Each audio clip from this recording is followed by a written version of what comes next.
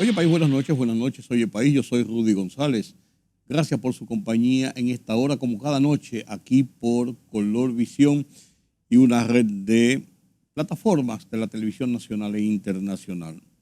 La política electoral en la cuenta regresiva hacia las votaciones del 19 de mayo, menos de 30 días para las elecciones. El tema de la mala práctica médica que se ha puesto sobre el tapete con una serie de condenas, sentencias contra clínicas y hospitales y médicos, encandila a los médicos y abre una nueva polémica en el país. 40 años hace de la poblada del 1984, provocada por el intento del gobierno de Salvador Jorge Blanco de pasar por debajo de la mesa impuestos y encarecimiento al costo de la vida.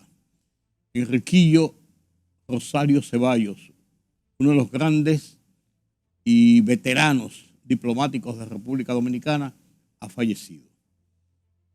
Y La Voz de los Estados Unidos de América presenta hoy, esta semana, un reportaje, un foro interesante sobre cómo desde las cárceles de Venezuela se dirige una de las mafias internacionales más serias y agudas, que incluso tiene tentáculos que llegan a los Estados Unidos. Estas y otras noticias analizaremos hoy aquí en Oye País, después de la pausa.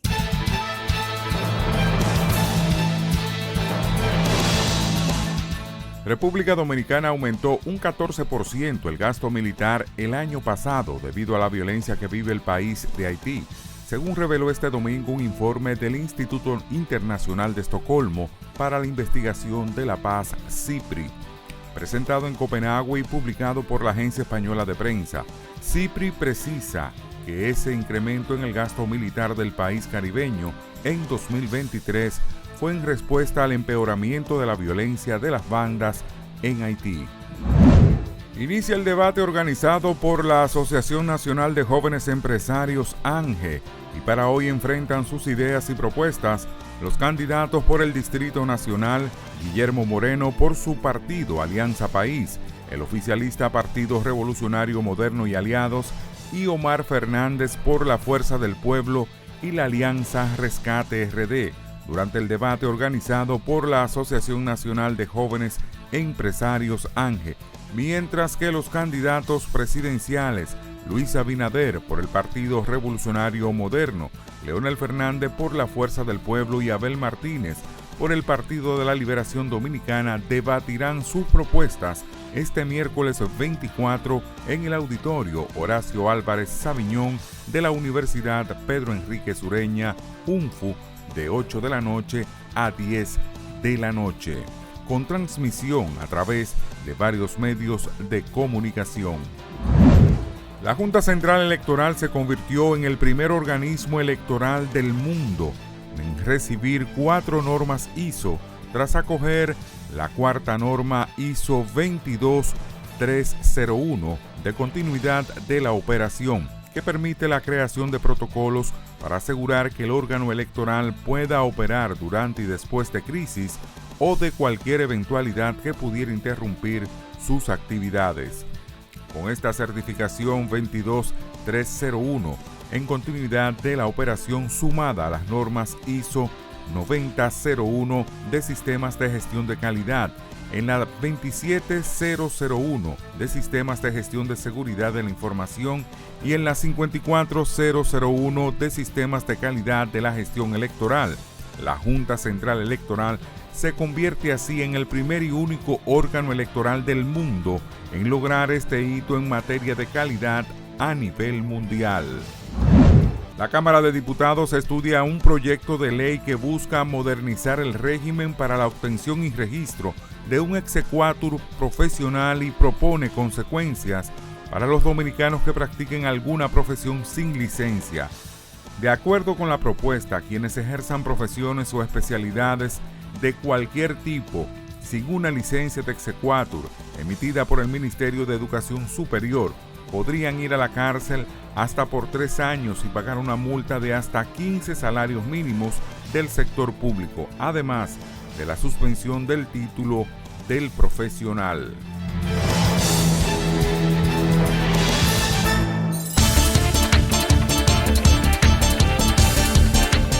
Mientras la violencia crece en Haití a pesar de la creación del Consejo Presidencial de Transición, el conflicto ha escalado al Congreso de Estados Unidos con un resultado favorable en primera instancia.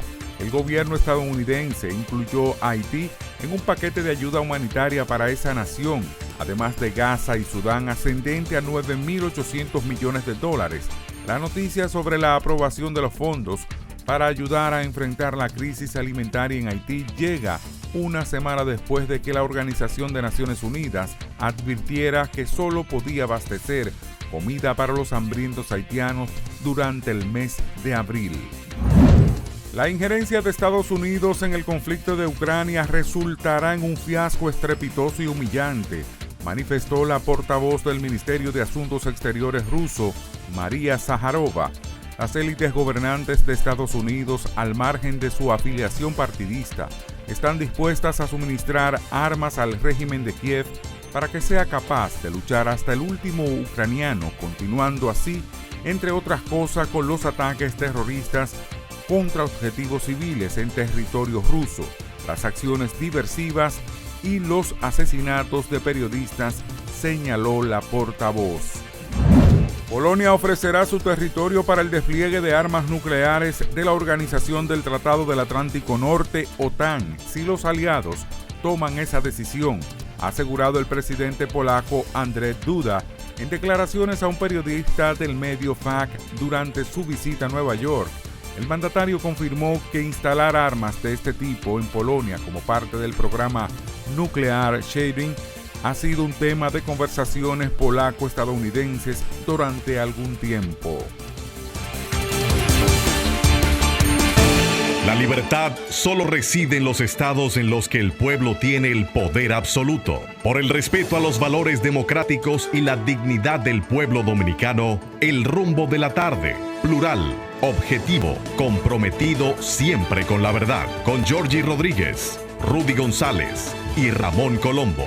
Los poderosos ya están en el aire.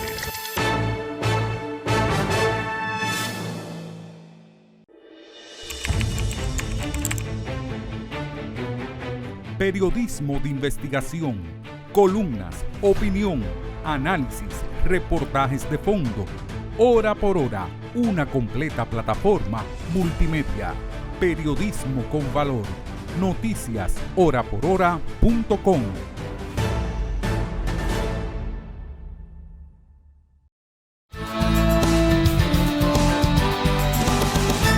Enriquillo Rosario Ceballos nació en 1929, señores, hace 94 años.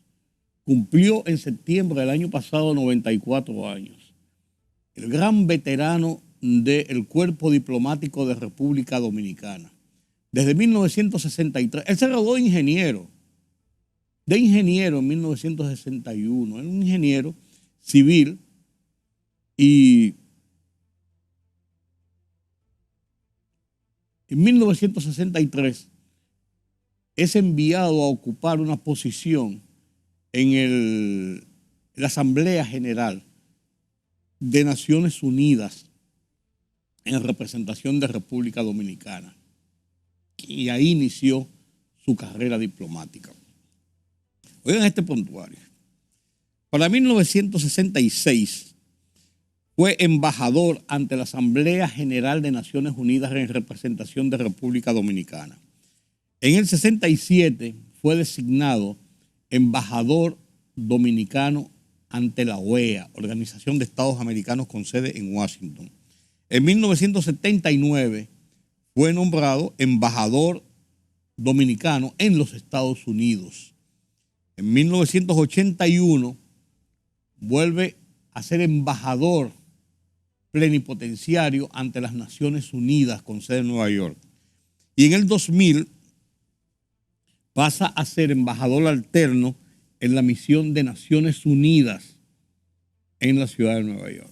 una carrera diplomática fructífera, un hombre ducho, agradable, conocedor por demás de la política internacional y un fiel representante de los intereses de República Dominicana ante los organismos internacionales. Se desarrolló toda su vida entre Naciones Unidas, OEA, o sea, en los Estados Unidos, entre Washington y Nueva York. Un hombre muy respetado en los círculos diplomáticos en los Estados Unidos, en especial en Washington. Y un hombre que dio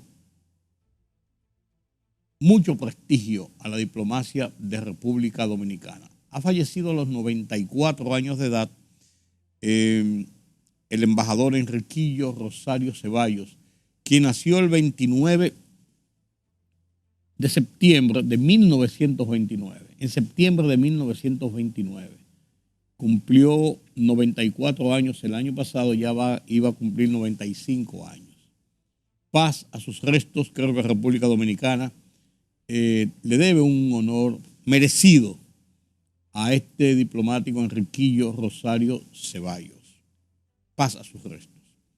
Este fin de semana pasado, la política dominicana electoral arreció su campaña, aunque la Fuerza del Pueblo estuvo fuera de actividades públicas por el fallecimiento de Franklin Almeida Rancière, quien murió a los 83 años de edad el pasado fin de semana. El gobierno de la República Dominicana decretó el sábado pasado Día de Duelo Nacional por el fallecimiento de Franklin Almeida, quien fue ministro de Interior y Policía, quien fue rector de la Universidad Autónoma de Santo Domingo, un abogado reconocido, de mucho prestigio, un dirigente político al lado de Juan Bosch desde la fundación del PLD allá en 1973.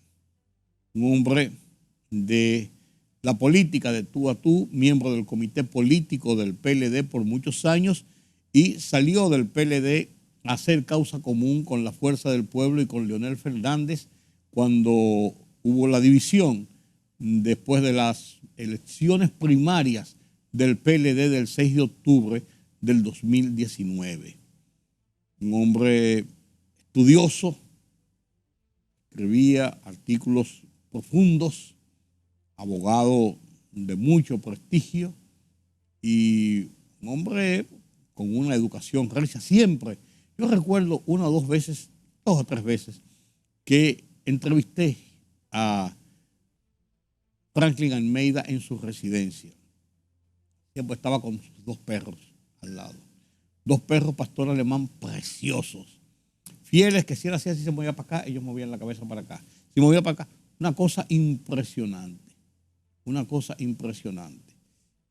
Paz a los restos de Franklin Almeida y, como les decía, la Fuerza del Pueblo estuvo ausente de las actividades proselitistas callejeras del fin de semana que llevó a Abel Martínez y a Luis Abinader a las calles en favor de sus candidaturas presidenciales sin apoyo a las candidaturas a senadores y diputados en muchas demarcaciones. Este lunes, al abrir la semana, marca el inicio de los grandes debates convocados por la Asociación de Jóvenes Empresarios, ANGE, que comienza con este debate de esta noche, que ya ha pasado, de los candidatos senatoriales de la capital de Santiago y de la provincia de Santo Domingo, para seguir con los candidatos vicepresidenciales este martes y después el gran escenario esperado, el debate entre Leonel Fernández, Luis Abinader y Abel Martínez, auspiciado por ANGE. Un debate que se ha centrado mucho la atención de la gente porque es la primera vez que un presidente en ejercicio, en el caso de Luis Abinader, se somete a un debate público, un debate electoral. Los presidentes siempre son renuentes a participar en los debates y más si están en campaña de reelección, porque dicen, si estamos en campaña de reelección y se sienten con una posición cómoda, no tienen necesidad de exponerse a un debate para qué más van a ganar si tienen una posición cómoda para ganar las elecciones. Entonces, pero en este caso, Luis Abinader fue el primero que dijo, sí, yo voy al debate, cuando se planteó, cuando Ángel lo planteó. Y esto obligó, por así decirlo, a Leonel Fernández y a Abel Martínez también a acudir al debate. Leonel Fernández y Luis Abinader apuntan a ser las dos figuras de peso en este debate. Abel Martínez, quien ha avanzado mucho en las lides políticas, candidato del PLD, sin embargo, tiene una posición bastante difícil entre estos dos titanes. Leonel Fernández, con una experiencia de 3 periodos como presidente del Partido de la Liberación Dominicana por 20 años, y Luis Abinader, que ha llevado una carrera exitosa como presidente y como figura pública que ha sentado una imagen de alta dirigencia política a lo largo de estos 3 años y tantos en el Palacio Nacional, y se ha convertido en un polemista y una persona que se lanza al ruedo.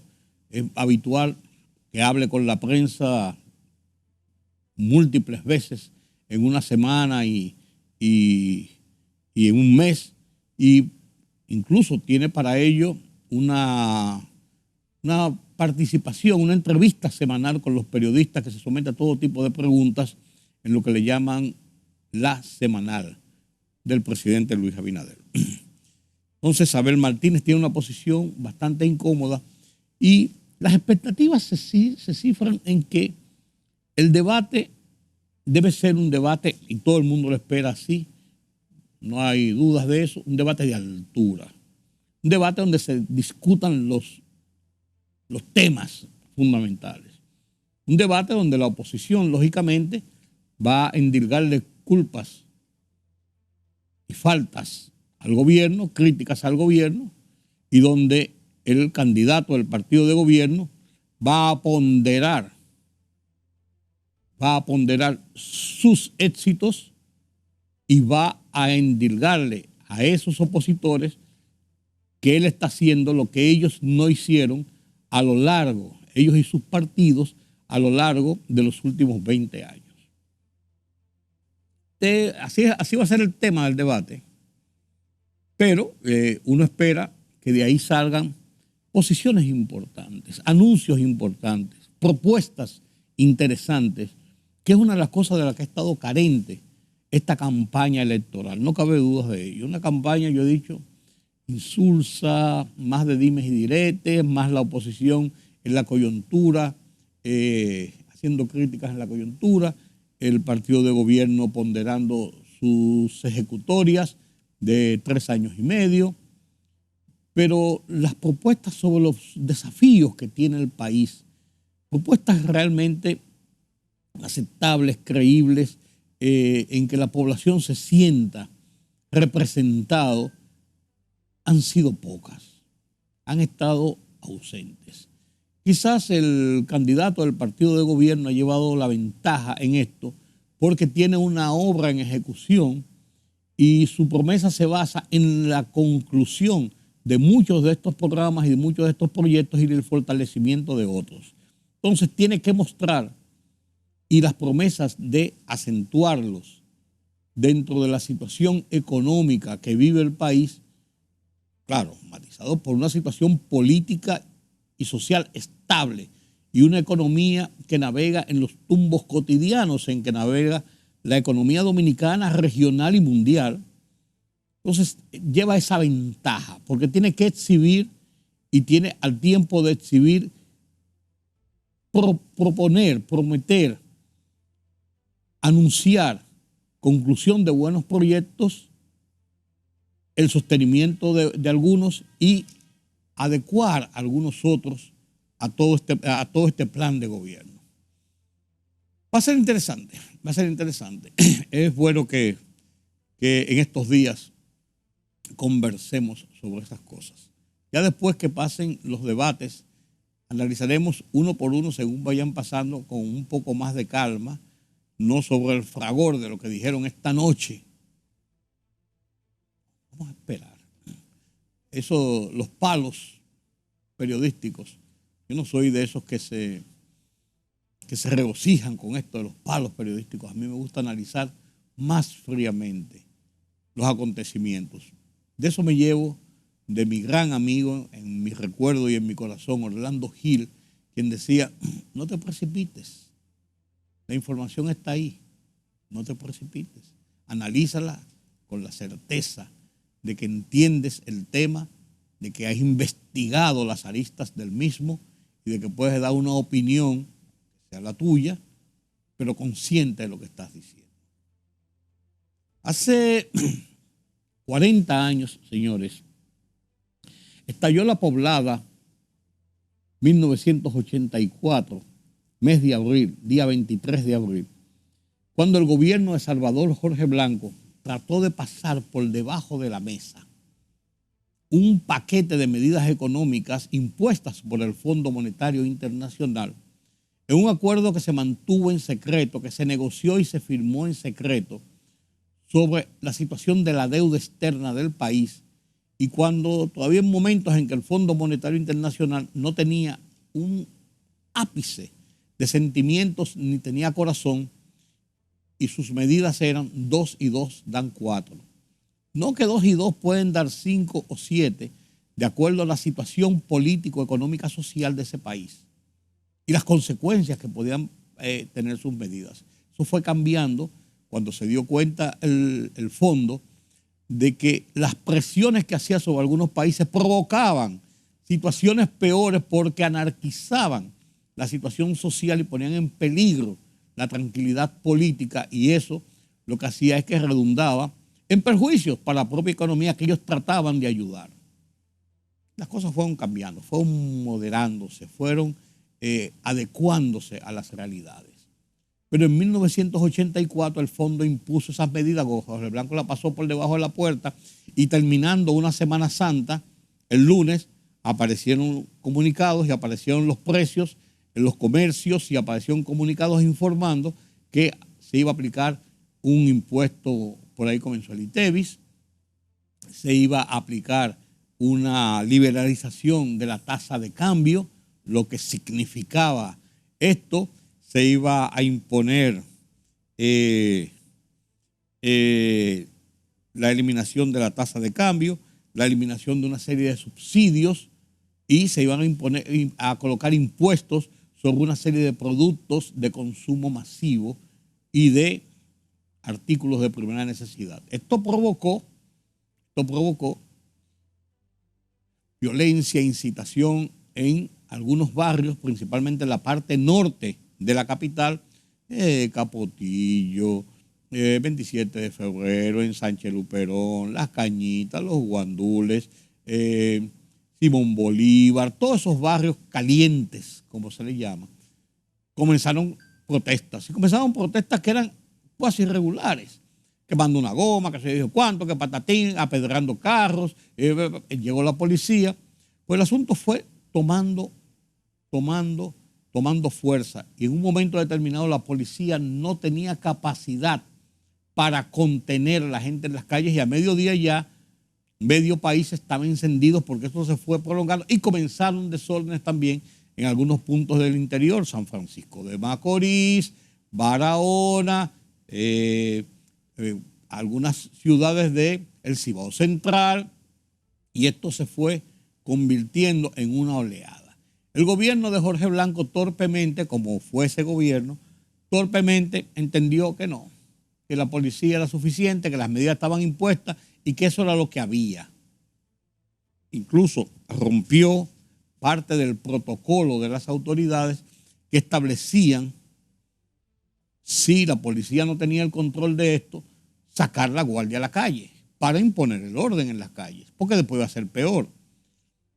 No lo entendieron, no lo aceptaron, y al día siguiente en la mañana, no, eso pasa esta noche, al día siguiente en la mañana, la noche se pasó encendido en neumáticos en toda la parte alta de la capital, y tempranito en la madrugada ya seguían los desórdenes, fueron enviadas tropas militares a la calle, encabezadas, dirigidas nada más y nada menos que por el mayor general Héctor Lachapelle Díaz, en una parte de toda la parte alta, y en otra zona nada más y nada menos que Manuel Montes Arache.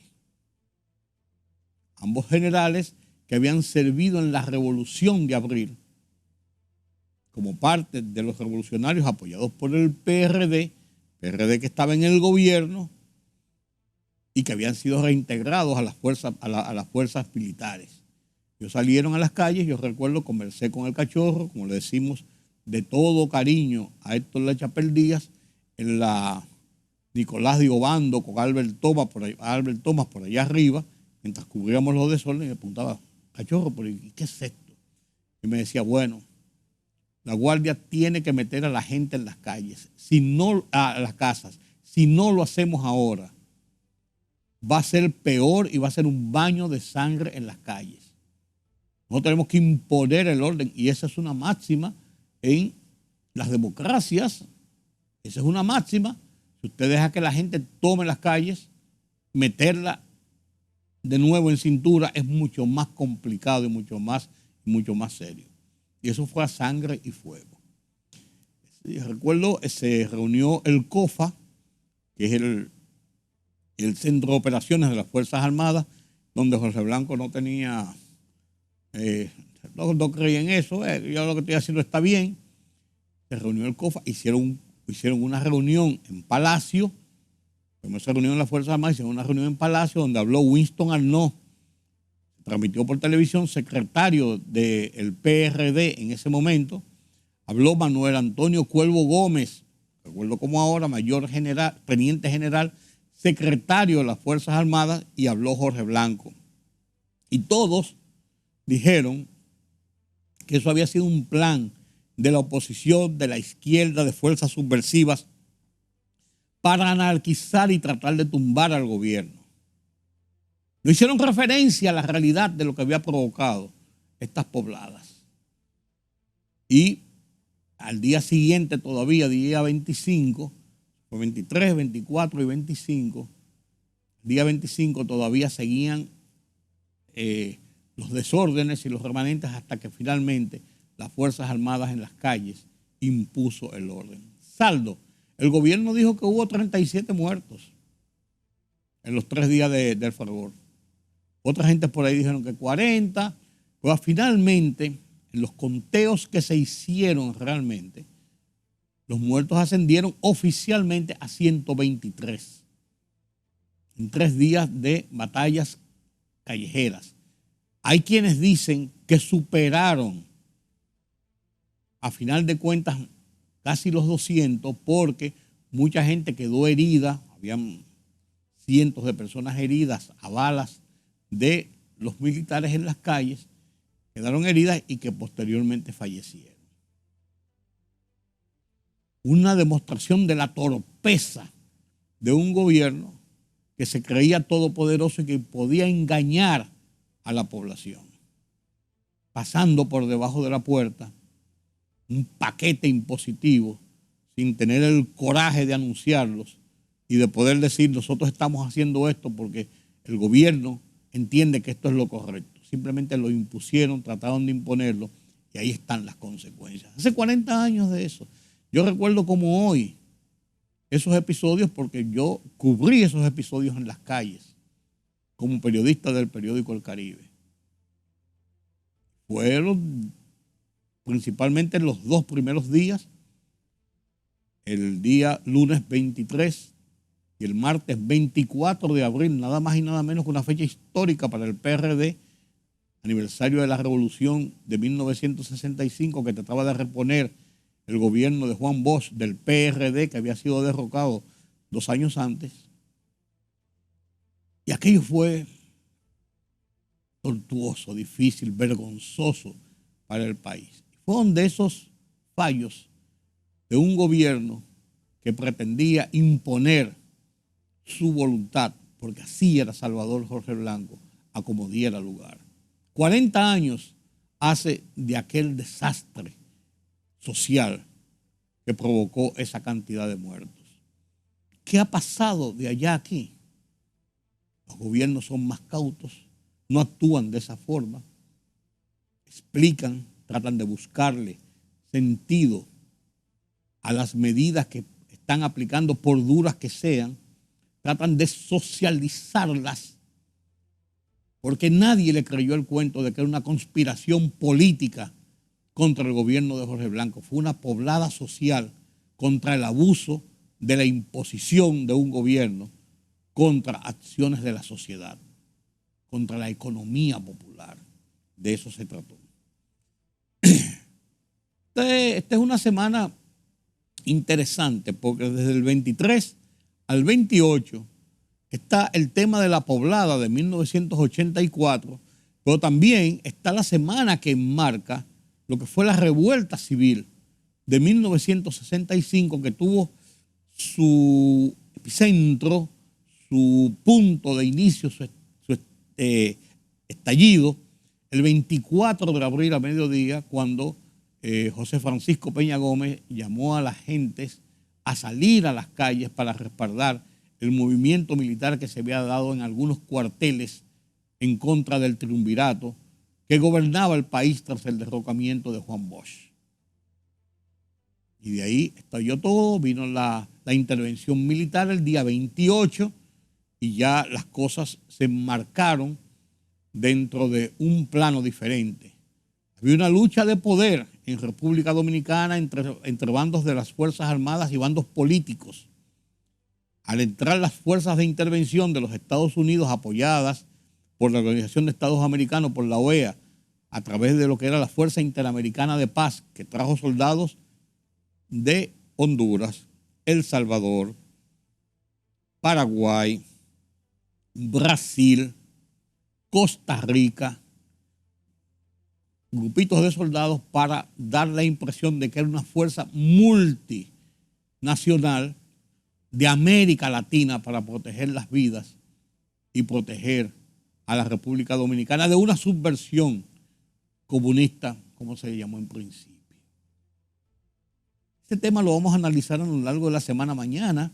Les prometo una entrevista interesante de una persona que ha estado en la investigación continua y constante de episodios de esta naturaleza en República Dominicana y que lo ha plasmado en películas, documentales, conferencias y todo esto.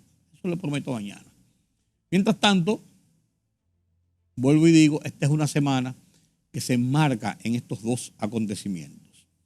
El tema de la mala práctica de los médicos es un tema que vamos a analizar mañana con un poco más de detalles. Pero es un tema serio, es un tema que debemos prestarle atención, es un tema que tiene muchas aristas y es un tema que tiene tela por donde cortar.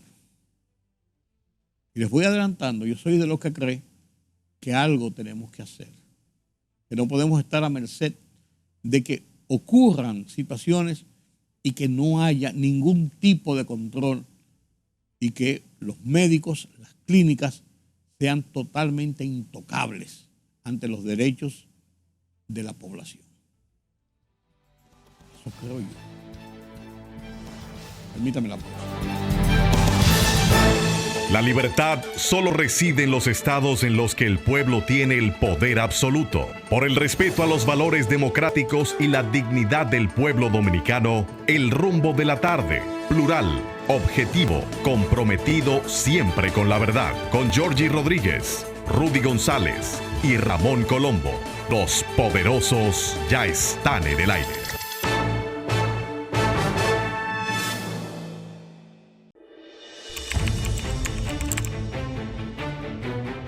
Periodismo de investigación, columnas, opinión, análisis, reportajes de fondo. Hora por hora, una completa plataforma multimedia. Periodismo con valor. Noticias horaporhora.com.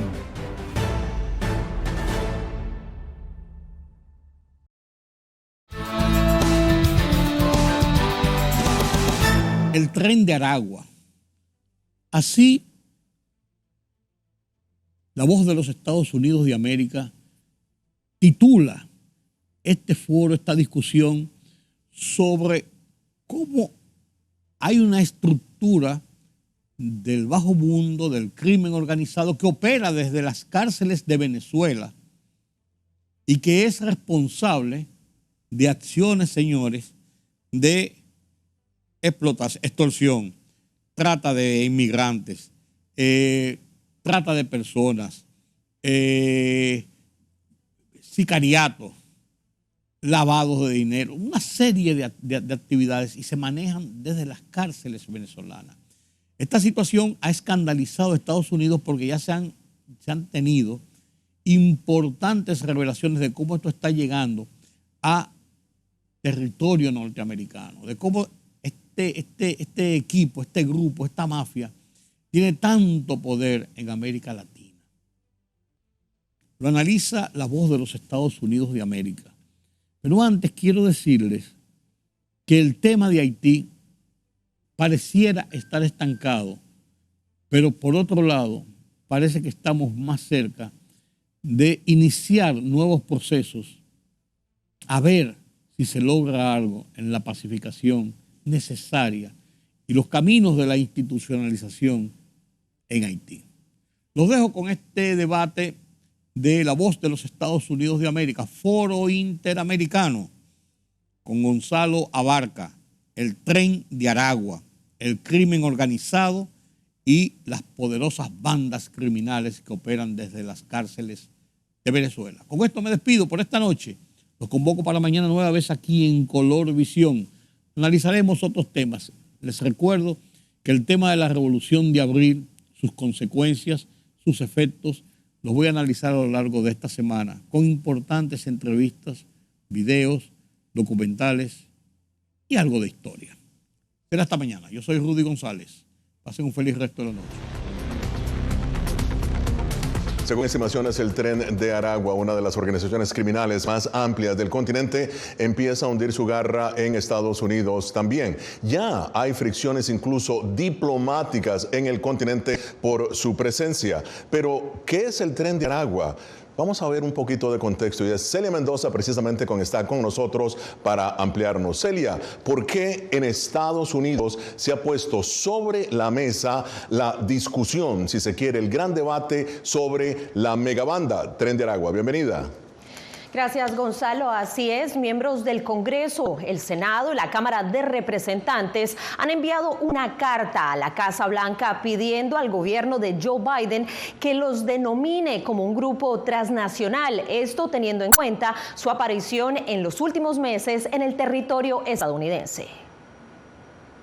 El Tren de Aragua es la organización criminal más poderosa de Venezuela. Nació en la cárcel de Tocorón, estado Aragua, en 2016 y según las autoridades, en 2018 logró convertirse en una banda transnacional siendo liderada desde el centro penitenciario por Héctor Rudesford Guerrero Flores, alias Niño Guerrero.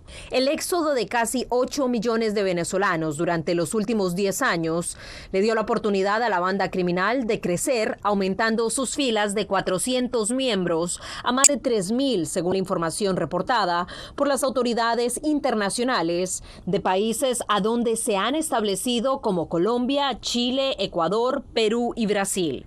Expansión territorial que ahora incluiría su presencia en naciones de Centroamérica e inclusive Estados Unidos. El Tren de Aragua se especializa en crímenes como robo de vehículos, extorsión, secuestro, prostitución, narcotráfico y asesinato por encargo, entre otros. En Colombia, el 9 de marzo de 2024, la policía capturó en Riohacha, La Guajira, a Carlos Antonio López Centeno, alias El Pilo, junto a 10 venezolanos más por conspirar para traficar marihuana. Durante su detención, se incautaron múltiples armas, granadas y un vehículo blindado. Esta fue una de las primeras evidencias de su incursión en el narcotráfico en Colombia. Mientras en Chile, la presencia se hizo aún más pública tras el secuestro y asesinato del exteniente Ronald Ojeda, refugiado venezolano desde 2018, cuyo cadáver fue encontrado dentro de una maleta enterrada bajo cemento. La Fiscalía chilena aseguró que el crimen se organizó desde Venezuela. En los últimos días, Chile rechazó rotundamente las declaraciones del canciller venezolano Iván Gil, asegurando que eran un insulto luego que dijera que el Tren de Aragua es una ficción mediática internacional. En ese país, el secuestro ha aumentado en un 700% desde la llegada de la banda. En Estados Unidos, la detención de José Ibarra, de 26 años, identificado como miembro del Tren de Aragua y acusado de asesinar en Georgia al estudiante de enfermería Laken Riley, sonó las alarmas. Y el video que se hizo viral de un grupo de migrantes que golpearon a 2 policías en Times Square llevó a las autoridades a identificar a 2 de los sospechosos como integrantes del Tren de Aragua. Esto ha llevado a que republicanos en el Congreso, como el senador Marco Rubio, enviaran una carta al presidente Joe Biden pidiendo que este grupo sea denominado una organización criminal transnacional. Veremos si hay acción. Al final del día lo que yo quiero ver es acción, porque eso nos trae toda una serie de recursos para poder enfrentar la amenaza, especialmente si es una amenaza creciente. Y en su más reciente declaración al Congreso, el director del FBI, Christopher Wray, se refirió a la banda. Ciertamente estamos rastreando a la pandilla TDA, como le llamamos. Para ello contamos con un grupo de trabajo contra pandillas violentas para calles seguras en nuestras 56 oficinas de campo. Miembros de esta banda criminal han sido identificados en crímenes cometidos en Miami, Chicago, Nueva York y otras ciudades. Es por eso que el llamado del Congreso es tan amplio, en especial después de que la patrulla fronteriza asegurara que habían capturado a miembros de este grupo criminal en la frontera. Esto ha llevado a que María Elvira Salazar, congresista republicana, asegure que están tratando de establecer un cabecilla aquí en Estados Unidos. Muchísimas gracias, Celia, por tu informe y tu participación en Foro. Siempre un placer tenerte con nosotros. Y bien, para analizar el tema me acompaña desde Venezuela Rona Rizquez. Ella es escritora, periodista de investigación y consultora en seguridad. Y Joseph Jumire, director ejecutivo del Center for a Secure Free Society, o el Centro para una Sociedad Libre y Segura. Bienvenidos. Rona, empiezo contigo. ¿Cómo puede un grupo de reclusos venezolanos en una cárcel de provincia convertirse en una organización criminal transnacional? Bienvenida. Gracias por la invitación. Bueno, yo primero lo que quisiera es aclarar que no necesariamente tiene que ser, y lo estamos viendo ahora, un grupo de reclusos venezolanos. Creo que es importante tener claro que estamos hablando de un grupo de reclusos en general y que el caso de lo que está pasando en Ecuador, por ejemplo, en las prisiones de Ecuador, lo que ha venido pasando en las prisiones de Ecuador, lo que pasó incluso con las prisiones, o ha pasado también con las prisiones de Brasil, donde nace el PCC y donde sigue operando con mucha fuerza esta y otras organizaciones en Brasil. Lo que ha ocurrido también en las prisiones en Centroamérica da una idea de que el problema no necesariamente es un grupo de una nacionalidad, sino que es un problema de cómo estamos viendo y qué está ocurriendo en las prisiones latinoamericanas, para qué están siendo usadas las prisiones latinoamericanas. Y una de las cosas para las que está siendo usada es como base de operaciones de grupos criminales, de grupos armados, que ahora se han convertido muchos de ellos en grupos armados transnacionales. Entonces creo que el foco, o uno de los focos importantes, es ver cómo el sistema penitenciario que tenemos actualmente en muchos países de Latinoamérica está fracasando. Cómo debe replantearse este sistema carcelario para que en estas cárceles no se generen o no se creen organizaciones criminales como el Tren de Aragua y como otras que operan incluso, como decía antes, desde Ecuador y otros países de la región, y que se han dedicado a delitos como la extorsión, el narcotráfico, la trata de migrantes. Entonces creo que ese es un elemento importante. La prisión ya no es un sitio solo, o dejó de ser ese sitio donde las personas, entre comillas, salían preparadas para volver a la sociedad o eran simplemente castigadas, entre comillas, por los delitos que cometieron. Resulta que las prisiones ahora son utilizadas por los criminales a su favor. Entonces creo que ese es un elemento que es importante. Elemento importante que agregas, sin duda alguna. Ahora, Joseph, existen evidencias, tú que eres una de las voces más autoritativas en seguridad aquí en Washington, existen evidencias que apuntan a un vínculo entre el Tren de Aragua y el gobierno de Nicolás Maduro en Venezuela. Bueno, gracias por la invitación. Por el momento, por lo menos hay inicios indirectos que conecta Tren de Aragua con el régimen de Venezuela. Y hay que ir un poco más en la historia para entender esto, porque hay que ir más o menos en las reformas a la sistema penitenciario y el código penal que se hizo empezando en 2007 en el Código Penal, donde construyeron un sistema de custodio en las cárceles de Venezuela, conocido ahora como los pranatos, un sistema penitenciario que realmente pone a los prisioneros a cargo de ciertas cárceles a nivel nacional de Venezuela. Y después vas al año 2011, cuando se construye el Ministerio Penitenciario de Venezuela, donde consolida estos pranatos dentro de ciertas cárceles, específicamente transfiriendo pranatos de pranes de la isla Margaritas hasta Tocorón, en el estado de Aragua. Y eso es lo que construye una fuerza mayor para que crezca algo que es conocido ahora como Tren de Aragua. Tren de Aragua existió antes, pero como un sindicato, un grupo delincuente local, y la forma que crecieron específicamente de 2011 a 2016 era una forma muy grande dentro de Venezuela, consolidando fuerza, y de 2006, como el reportaje indicó, hasta la fecha expandiendo por todas las Américas. Entonces yo creo que esas evidencias dan un lazo indirecto entre el régimen y Tren de Aragua. Ahora, pero lo que estás diciendo, hay algo interesante, y es cómo analizas entonces las declaraciones del canciller de Venezuela, ¿no? Iván Gil, que Celia Mendoza señaló muy bien, en el sentido de que el Tren de Aragua es una ficción mediática internacional. Joseph. Bueno, el régimen de Venezuela siempre hace su propia propaganda. Ellos siempre van a querer sacar una narrativa. La mayoría de sus narrativas muchas veces no tienen inicios en los hechos reales. Ellos son maestros de la propaganda y la desinformación. Entonces no es sorprendente que ellos van a negar algo así, pero sí es evidente que ellos mira, te voy a decir un dato, Gonzalo, porque el Tren de Aragua ha sido un problema por toda Sudamérica por muchos años, y muchos de los países en Sudamérica han quejado de esto, ¿no? En Estados Unidos no se enfocó en esto porque la mayoría de esa presencia de Tren de Aragua seguía la migración venezolana, y en ese momento, estoy hablando de 2017, 2018, 2019, no entraba tanto a Estados Unidos. El punto de inflexión es 2021. ¿Y por qué 2021 es el punto de inflexión? Porque Venezuela, el Estado venezolano, construye un puente aéreo de Venezuela a México usando su aerolínea nacional Conviasa. Construyen un puente de terreno pasando por Colombia usando logística de las ONGs. Entonces, es por eso mismo que el Tren de Aragua aprovecha la logística y la infraestructura del régimen para expandirse al norte, y desde 2001 las tasas empiezan a verse aquí en Estados Unidos. Una de las organizaciones criminales más poderosas de América Latina, Tren de Aragua, es en ese momento el centro de atención de las fuerzas de seguridad de países latinoamericanos, y ahora de las autoridades federales en Estados Unidos, donde monitorean ante la detención de algunos de sus integrantes en suelo estadounidense. Continúa con nosotros Rona Rizquez, escritora, periodista de investigación y consultora en seguridad, y Joseph Humire, director ejecutivo del Centro para una Sociedad Libre y Segura. Rona, ¿cómo funciona rápidamente la estructura organizativa del Tren de Aragua?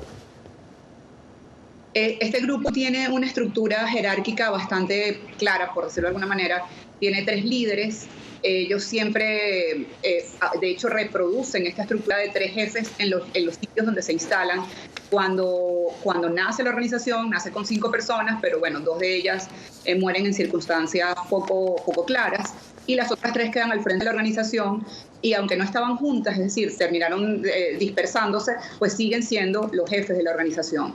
Luego, debajo de estas 3 personas, ellos son una especie de, o sea, lo que serían los pranes o los principales. La troika. Debajo hay una jerarquía que se le denomina luceros de la alta. Estos luceros pues son varias personas que están a cargo de distintas actividades o regiones o puntos de operación o plazas, como ellos llaman a los sitios donde tienen las concentraciones delictivas. Y luego vienen los luceros de la baja, que son las personas que hacen como, de alguna manera, lo que podríamos decir el trabajo sucio directamente, o sea, los que son los grupos como de choque, por decirlo. Cuando digo de choque no necesariamente es que se enfrentan, sino grupos que van a cometer los delitos, a cobrar las extorsiones, ese tipo de cosas. Entonces tienen una estructura jerárquica bastante clara. En los lugares donde ellos se instalan, pues tienen generalmente también 3 jefes, porque esto les permite, si uno de los jefes cae detenido o por alguna razón muere, pues quedan los otros jefes y la operación puede mantenerse. Entonces esta es una de las estructuras que ellos aplican. No sé en este momento, no sé cómo ha sido más recientemente después del desmantelamiento de la prisión de Tocorón en septiembre de 2020, pudo haber cambiado un poco la estructura. pero en este momento no sé si esa estructura cambió o sigue funcionando como está. O sea, sé que hasta la toma de la prisión era de esta manera como la describí antes. Ahora, Joseph, ¿cuáles son las actividades ilícitas de las que más se beneficia el Tren de Aragua? Yo creo que principalmente tráfico humano es entre las actividades más grandes y tráfico humano es una industria multimillonaria a nivel internacional. Hay migrantes que están siendo aprovechados por esta industria ilícita por desde Asia, África, Medio Oriente, obviamente en América Latina, y es parte de la razón que la frontera sur de Estados Unidos está en mucho peligro. Y creo que el Tren de Aragua ha sido muy inteligente en especializarse específicamente en esa actividad ilícita, aprovechando que la migración masiva más grande en el siglo XXI y la más grande en el mundo en ese momento es la migración venezolana. Entonces tenían mucho negocio por hacer. Y yo creo que eso les permitió aprovechar de ese flujo y no competir necesariamente con los grandes carteles que están metidos en actividades como narcotráfico. No significa que Tren de Aragua no hace narcotráfico, pero no es su especialidad, no es su enfoque principal. Pues en el inicio, cuando los detectamos en países como en Ecuador, en Panamá, bueno, además en el sur, en Chile. La otra cosa, Gonzalo, muy rápido, otra cosa que también se preocupa mucho con el Tren de Aragua es su habilidad de tener capacidad de vigilar a las comunidades venezolanas en el exterior. Eso sí me preocupa mucho, porque muchos de los venezolanos huyeron de este tipo de cosas, huyeron de la inseguridad, huyeron de la violencia que hubo en Venezuela, que hay en Venezuela, y ahora que esos grupos delincuentes están en otros países donde los venezolanos están buscando exilio, me preocupa que ellos pueden llevar ese nivel de violencia a sus comunidades. Ahora, Rona, por lo que ha dicho Joseph, ¿cuáles son los corredores migratorios que estaría dominando el Tren de Aragua? Bueno, desde aproximadamente 2020, y hay una cosa que quería comentar sobre lo que decía Joseph antes acerca del tema del ingreso en 2021. Bueno, hay que entender que además de otras posibles razones, una de las razones que hizo, o que sí, de alguna manera generó también un movimiento muy fuerte migratorio después de la pandemia. O sea, después de la pandemia, en 2020, en 2021, cuando comienza a darse, todavía con la frontera cerrada, un movimiento migratorio, pues hay una gran desesperación, no solamente de las personas que estaban o que han vivido en Venezuela en el marco de una emergencia humanitaria compleja, sino también de los propios migrantes venezolanos que habían buscado refugio en otros países de la región y que en ese momento su situación económica, laboral y social comienza a agravarse. Entonces estaban muchos de ellos en Sudamérica, comienzan a buscar Norteamérica como una ruta y bueno, y se abre este camino terrible del Darién, ¿no? Entonces, eso también es un elemento que creo que hay que considerar. Y volviendo a la pregunta, ciertamente hay varios factores. O sea, yo creo que ciertamente el grupo ha sido muy habilidoso al encontrar en la migración, en el tráfico de migrantes y en la trata de mujeres migrantes para explotación sexual, dos de sus negocios más importantes. Y estos negocios comienzan desde Chile y van siendo, yo no tengo evidencia de la presencia en la frontera con Estados Unidos, pero sí, hasta donde yo pude investigar, había presencia al menos hasta Panamá. Entonces, esa es la ruta, o sea, Chile, Bolivia, Perú, Ecuador, Colombia, hacia el otro lado también había una presencia en Brasil. No tengo conocimiento de que en el caso de Brasil hubiese alguna involucración, o sea, tuvieran con tráfico. Rona, disculpa, y en el término de los coyotes, ¿qué tan fuerte podría ser esta banda para desplazar la función del coyote en sí? Bueno, para desplazar la función del coyote en la frontera con Estados Unidos no tengo información, no creo que necesariamente tenga tanta fuerza considerando cómo en esa frontera había coyotes establecidos, pero de Sudamérica para abajo la fuerza el control ha sido absoluto. O sea, lo que reportan los informes de Chile, de Colombia, de Perú, por ejemplo, es que hay una o sea, ellos han controlado todo, digamos, la migración o los pasos irregulares por donde se meten o por donde transitan los migrantes en toda Sudamérica. Joseph, en una entrevista a la cadena Fox comentaste que las fuerzas de seguridad de Estados Unidos, las fuerzas estatales, no están preparadas para hacer frente a la magnitud del Tren de Aragua. ¿Por qué lo dices? Bueno, por varias razones. Uno, principalmente porque nunca enfocaron en este grupo. O sea, siempre estaban mirando los cárteles de México, estaban de cierta forma mirando los delincuentes que estaban viniendo desde otras partes de Sudamérica, por ejemplo, principalmente Colombia, también mirando los grupos terroristas del Medio Oriente, pero no tenían enfoque de un grupo de crimen organizado específicamente viniendo desde Venezuela. Obviamente sabían que el narcotráfico venía de Venezuela, pero no tanto en este ámbito de migración y trata de personas y tráfico humano.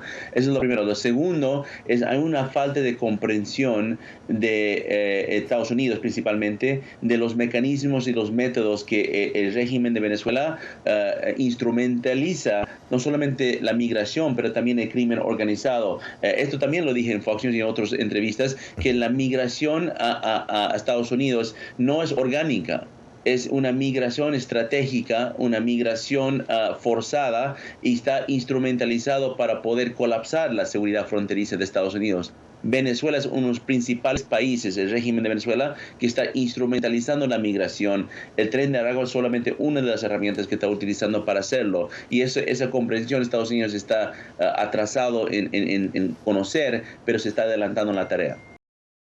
Ahora, Rona, comentando lo que ha dicho Joseph y enfocándonos en Estados Unidos, han sido detenidos integrantes del Tren de Aragua aquí en Estados Unidos. ¿Son casos particulares en tu opinión o podría ser, si se quiere, el inicio de algo más grande? Yo creo, hay dos cosas que quisiera y lamentablemente tengo que contradecir al señor Humírez. Yo no creo que se esté instrumentalizando la migración. Yo creo que realmente la migración venezolana está llegando a Estados Unidos producto de la situación que están viviendo o que ha vivido Venezuela en los últimos años y que se está viviendo también en otros países de la región. También creo que el problema no es solamente no conocer específicamente al Tren de Aragua, sino que el problema es cómo están operando las bandas en América Latina hoy en día. Estamos en el siglo XXI. Los de operación, los grupos criminales hoy en día no son iguales a los carteles que nacieron el siglo pasado. Entonces creo que esos son elementos que tenemos que mirar y que creo que no solamente Estados Unidos, sino otros países de la región tienen que comenzar a estudiar y a ver desde otra perspectiva. Se trata de grupos diferentes, se trata de grupos que representan una especie de riesgo líquido y creo que eso es algo que debe ser observado. Ahora, con respecto al Tren de Aragua en Estados Unidos, yo creo que son casos que hasta el momento se pueden considerar casos aislados de personas que quizás pertenecieron a la organización, llegaron a Estados Unidos y cometieron un delito, pero que no necesariamente están siendo parte de esta organización en este momento o reportan a esta organización en este momento. Eso creo que no necesariamente es así. Joseph, ¿en qué sentido? Sí, adelante, Joseph. Déjame responder un poco, porque mira, esto es una cuestión de logística.